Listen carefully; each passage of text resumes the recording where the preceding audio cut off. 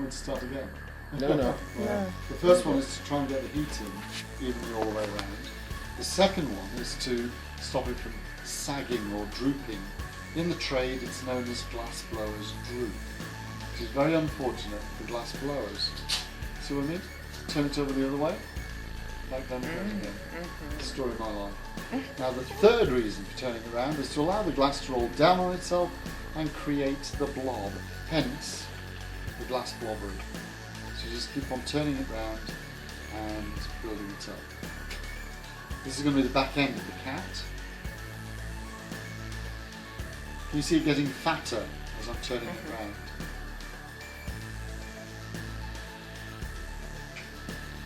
So we're just building up that bulk. Once we've got the bulk to the right size, I'm going to squidge it, and 4 squidges equals a squodge. Okay? I'm getting all the technical language now.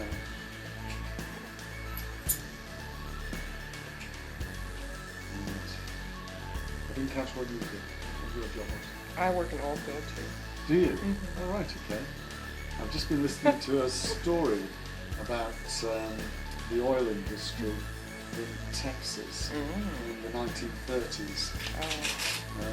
Pretty amazing. What was the story?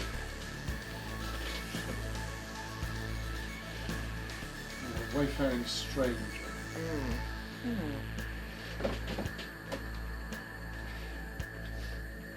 And it was about these 2 Americans who, I always get confused by legs. They always call the 2 front legs the 4 legs. But there's only 2 of them. It's an odd world. So you're just rocking it like this.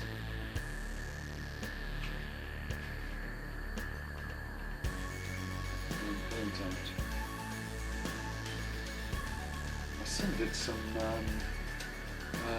did his extended essay on predicting oil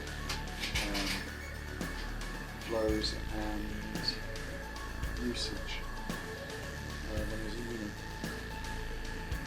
Just putting that down a little bit. Now we're on to the back legs. I'm going to give it 2, because if I only gave him 1 he'd be hopping mad. Did you hear that squealy noise?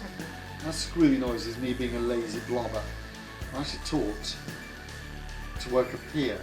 But being an idle toad, I work down the hottest part of the flame, which is about ½ inch to 1 inch beyond that light blue bit. Now the light blue bit is the gas igniting as it comes out of the burner. Inside the light blue bit is unburnt gas, and the unburnt gas brushes against the glass, causing that noise. And I have had people going out saying, "Did you hear it cracking while he was working?" We're on to the back paws.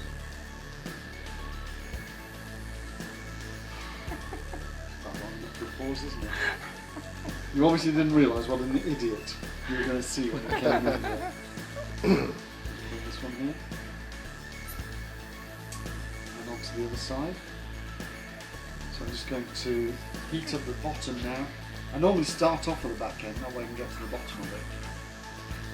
And just squash that down like that. Would you like to see the tail going round, or would you like to see it going up? Oh, yeah. Okay, yeah. It shows it's pleased to see you. So heating up the end of the rod here, playing the flame on the surface of the glass we're going to attach the rod to, and just join it on there. Stretch it out very slightly, very gently, heating up beyond where it's already molten, and we're going to make a kind of S shape.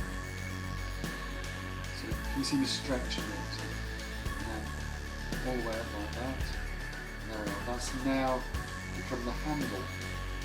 One of the problems with working glass is it's very hot. You can't actually hold the object. When you're designing things, you've got to think in terms of handles. So I'm going to use the tail as the handle, and that means that I'm going to be able to heat up this bit here. I don't know if you can see it, but the legs look as though they're coming out and straight down. I want the legs to look as though they're coming out from underneath. So we're going to heat this bit up here, we're going to drag it that way, and that'll give us the chest, the shoulders, and also make it look as though the legs are coming out from underneath. So now that glass doesn't, the heat's not conducted down the glass? No, glass is a super cooled liquid. So when you're looking through a window, it's a bit like looking through ice. The freezing temperature of this glass is round about 600 degrees centigrade. And here we are, we're just going to pull it forward. Now, because the molecules don't normally touch that gap between them, the only way the heat is transferred is by jumping the gap between the molecules. As it makes the jump, it loses all its energy. So we can hold this in the flame for as long as we want without burning the fingers. There's more heat being radiated through the air around the glass than actually down through the glass. Onto the, we've done the chest. It's a very proud cat. It's the sort of cat that very condescendingly allows you to sit in its chair. We're on the neck. At the top of the neck, it's just having its neck pulled. At the top of the neck, we're going to do the head. Have you heard people speaking Welsh? Not very much. Not very much, okay. Would you mind a Welsh lesson while you're here? This is very useful if you're driving around, okay? The Welsh word for head. The Welsh word for head is pen, and it's spelt P-E-N. So when you see a sign saying Pen-a-bont, that means head of the bridge. Pen Maen Mawr, head of the big stone or high cliffs. Okay? Writers are very good. They always use their pen. Right, here we go. We're on to the face or the mask of the cat. Just going to pull it out a bit. Onto the nose. You've got to give it a nose, because if you don't, it's not on. There we go. There's the nose. Now for the ears. So ears, the first one. I was told the old ones are the best. They just lie. Onto this side as well. Just pull it up. Right. There we are, those are the ears. Now for the eyes, I'm going to give it 2, because if I gave him one, he'd be winking. Or worse still, he might be a cyclops. You don't get very many cyclops cats. How do you make a cyclops wink? You know it? No? I don't know either.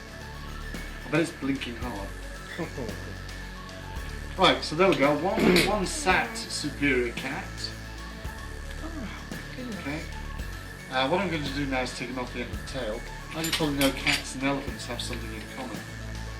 It's the fact they don't like being held by the tail. It makes them very dizzy when you lift them up and swing around. The thing with the cat is when you let go, it goes meow like that. With the elephant, you don't stop, because when they come down, they squash you. That's as true as I'm standing here. So I'm just going to take him off the end of the tail. The end of the tail is the lived happily ever after. Nervous twitch at the end of the tail.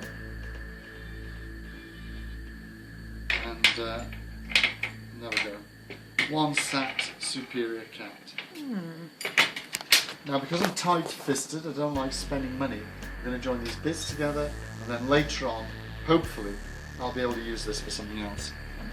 There we go. Thank you very much for watching. That was it. Can you buy that cat? You can buy the cat if you want. You can't take it away today, unfortunately. It's got to go in the coat to be healed, to be stressed. Do you remember me saying that the molecules don't touch? Because of the way I've been heating the glass up and moving it about, some of the molecules are touching, and that's really bad news.